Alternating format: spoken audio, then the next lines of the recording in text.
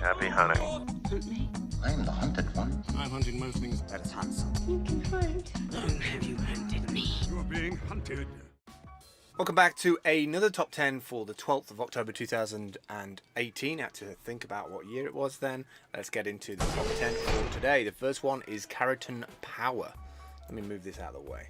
CarringtonPowerHub.com, renewable power hub and workstation.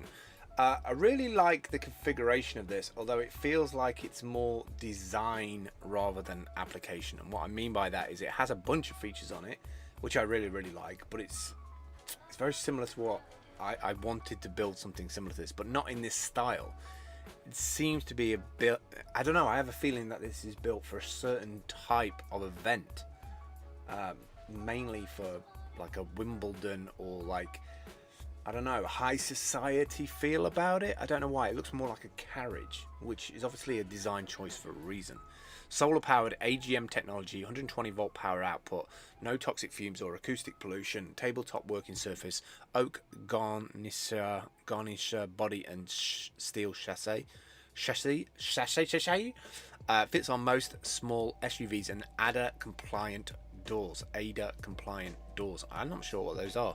Provides a backup power system solution with electric service. Is not available, or in the event of power outages, use 2 solar panels for charging, or it can be connected to an automatic battery charger. It's nice. I just think it's not quite there. I like the idea it's got these flat free tires. That's always super reliable. You don't want to have a situation where you're having that go wrong. And I like the fact that you can pull it along into a different place. I just think they could do a bit more from it. I mean, also starting at $1,500 is kind of a lot of money. Yeah, I've got designs that we mocked up in 3D, something similar to this, but for a different kind of usage. But it's interesting to see these things slowly coming out now. Maybe it's getting more relevant about power in venues. I could definitely see that with like a strawberries and cream like unit next to it, or an ice cream truck next to it, or a coffee maker. They just wheel this out with their power, so they don't have to pay power to the conference center or whatever, because conference centers charge you a fortune for stuff like that. Terra is up next. This is your personal trainer, elegant carpet transforming seamlessly into an intelligent fitness mat.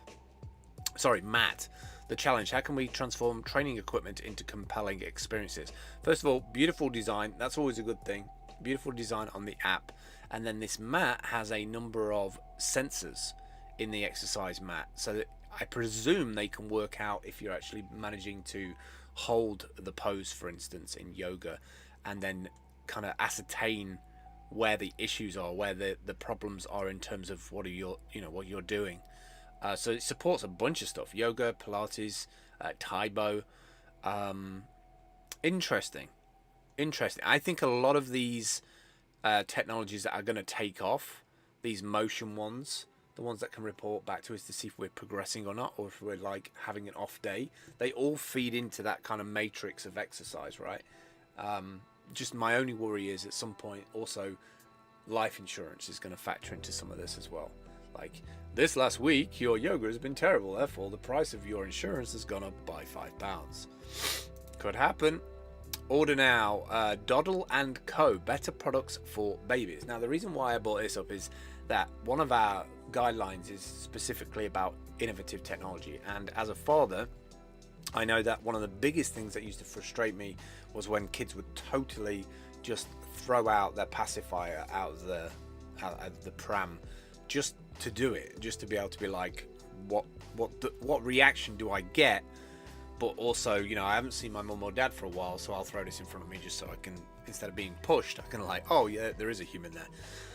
The Pop, a cleaner pacifier. So I like this because of design innovation of it. I think it's a very smartly designed. Again, I'm not sure of the material, so that concerns me a little bit. But like, look at this terminology: an ethereal selection of shades that are opposites but somehow complementary. We liken it to the hues you may see in a dream. My God, £8 for your dreams. I wonder how much these are to make. Probably like 20p. somebody's making themselves a nice little earner here. And obviously somebody's going to buy a whole suite of these in the colours and fabrics of what matches their house and car and their lifestyle, I guess. Very nicely designed website though. Very nicely designed website. They're probably going to do very well. Very smartly presented. This is kind of the niche of online businesses right now, right? They'll bring out this particular product and then they'll have a whole bunch of different. So they've got pacifiers and teethers. They'll build up an audience and then boom, they'll become a well-known product, Doddle and Co, and then get bought out like in 2 to 5 years time, make a stack of money, and then move on to another project. Look, if you have the idea and you have the focus and you have the build ability to do it, all power to you. Pathway is next. Build your expertise, own your skills, find your pathway to success. Online courses, articles, podcasts, and more put together in pathways by experts around the world. I think this is great because there's been so many times where I've either done a talk, I did a TEDx in Nottingham, I've done various things at colleges where they asked me to go and talk about like social from a perspective of how you integrate that into your day-to-day life, your hobby, your business. Do you have separate accounts, yada yada. And I think these are definitely questions you get at the end of those sessions. You know, how did you start? Where did you start? What did you learn? What should I be looking at? So anything like this I think is useful. So choose your pathway: business, science, photography, design, and then it gives you a whole bunch of like things to go and look at, websites to look at, tools to play with, and then finding your journey through that stuff. Because I think, like they say here, every pathway is unique. You could go and absorb all that information, but if you don't actually then put it into place and actually start creating something yourself and be known for that, then you know, you don't move forward with it.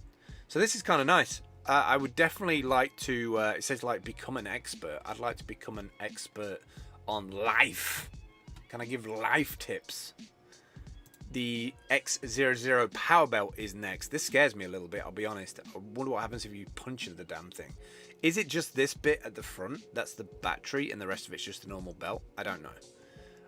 $200 for a battery belt? No, Tar. I'd rather have a series of batteries looking like Chewbacca. I'd rather have the batteries across me like Chewbacca, although best of luck getting that through border control. We are Zeo, Egg Zeo, 1600 milliamps of power. That's nothing.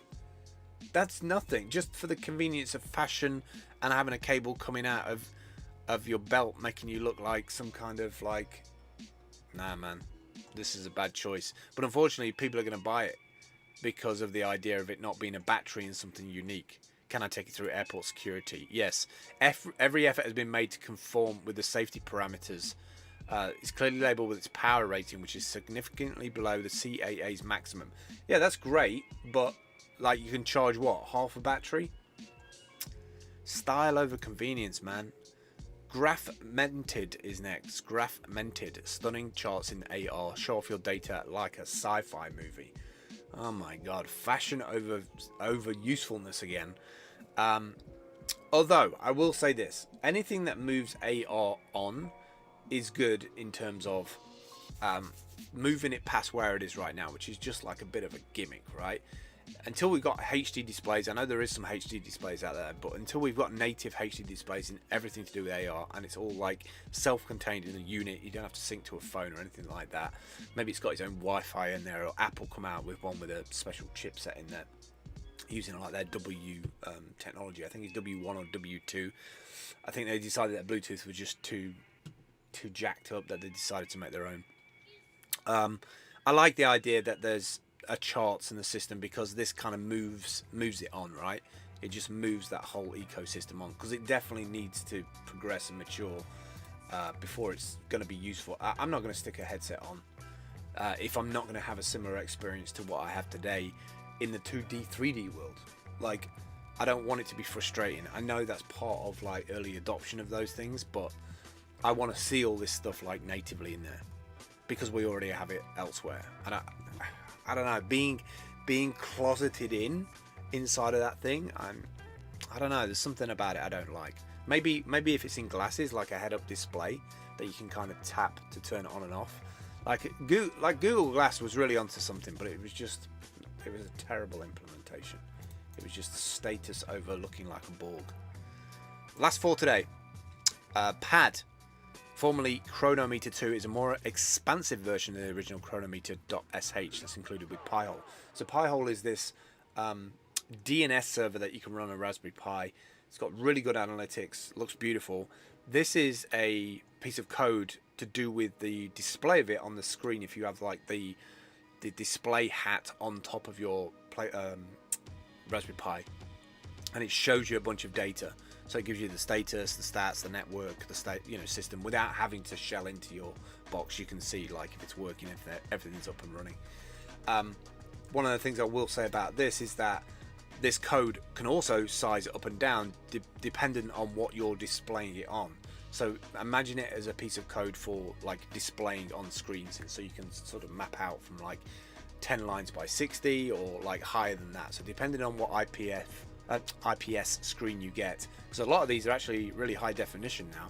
I've actually seen a 4-inch screen for a Raspberry Pi hat that's 60 frames a second. So you could literally just have a box dedicated to Twitch streams, for instance, running Streamlink, another link I posted the other day. So this is kind of cool.